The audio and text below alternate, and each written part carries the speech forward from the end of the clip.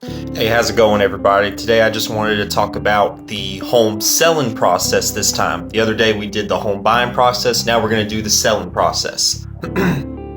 Pardon me. So, first things first, when it comes to the home selling process, first, we get past the point of how we connected via phone call, via you found me via online, and you're thinking about selling your house, and then we meet and we discuss.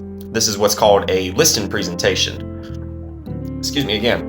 So whenever we meet and discuss at wherever the destination is, whether it's your home, whether it's Starbucks, whether it's an office, the choice is yours. Or if you even just want to meet via Zoom online and we don't even have to meet in person, and we could do it that way also. So first, we're going to talk about motives. We're going to talk about time frame, how long you want for a time frame to sell your property. And of course, we're going to talk about price. And when we're basing our price for your home to be sold, we're going to base it off of comparables in the neighborhood. This is what's known as a CMA. Some things call it a broker's price opinion, which is called a BPO. But in this case, in my situation, it would be just a CMA, which is not an appraisal. It is not the same thing as an appraisal. It is basically just an estimated guess, gathering the comparable homes that sold that are similar to the home that yours is.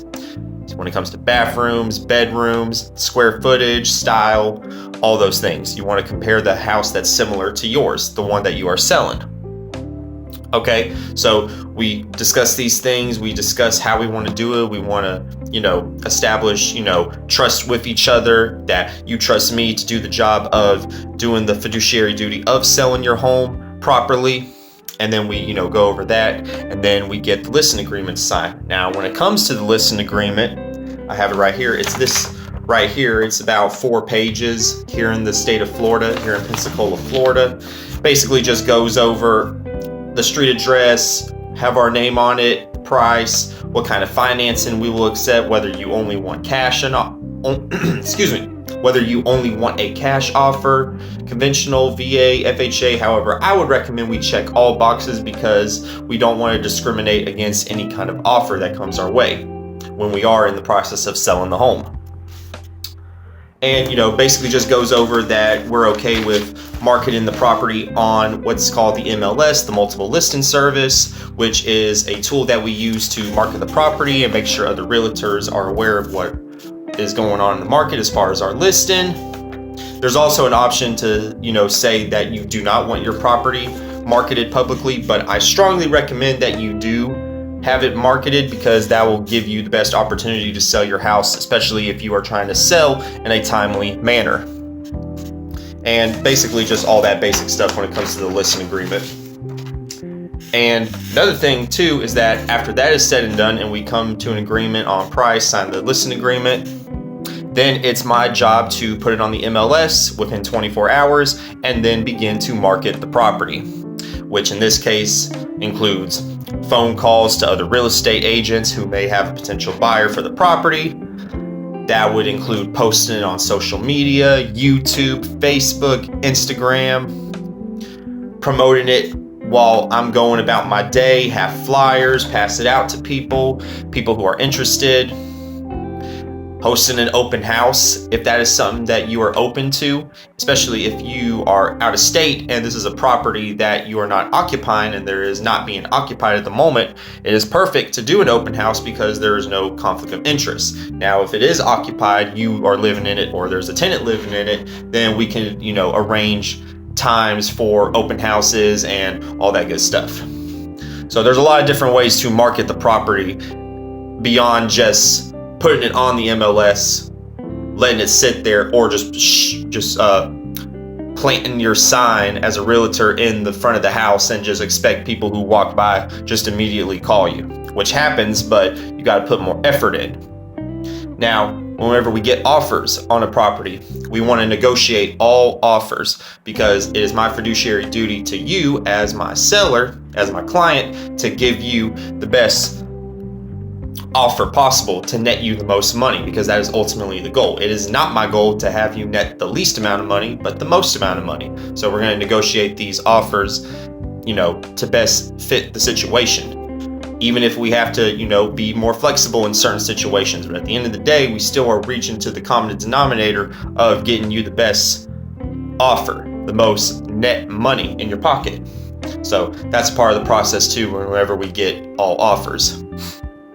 And then of course, connected to the whole marketing process, we want to close this property as quickly as possible.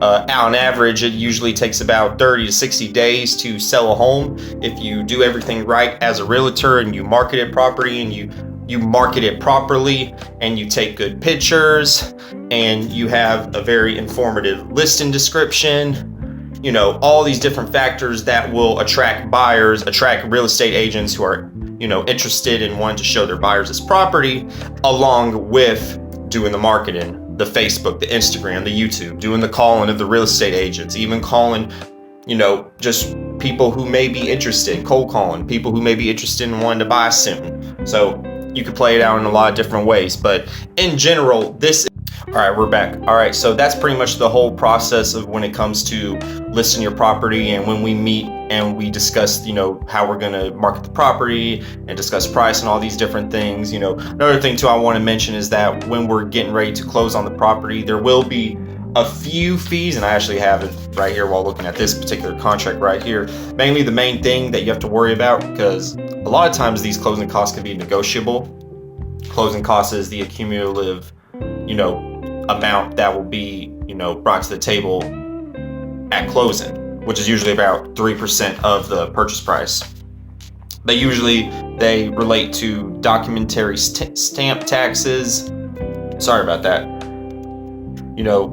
We also have owner's policy and changes. This is if you're actually choosing the title company as the seller.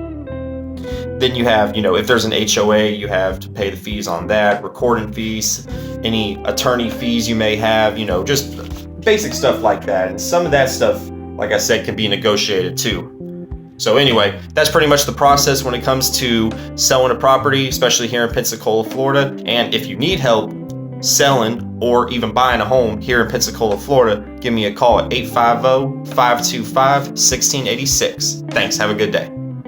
Bradley Core of eXp Realty signing out.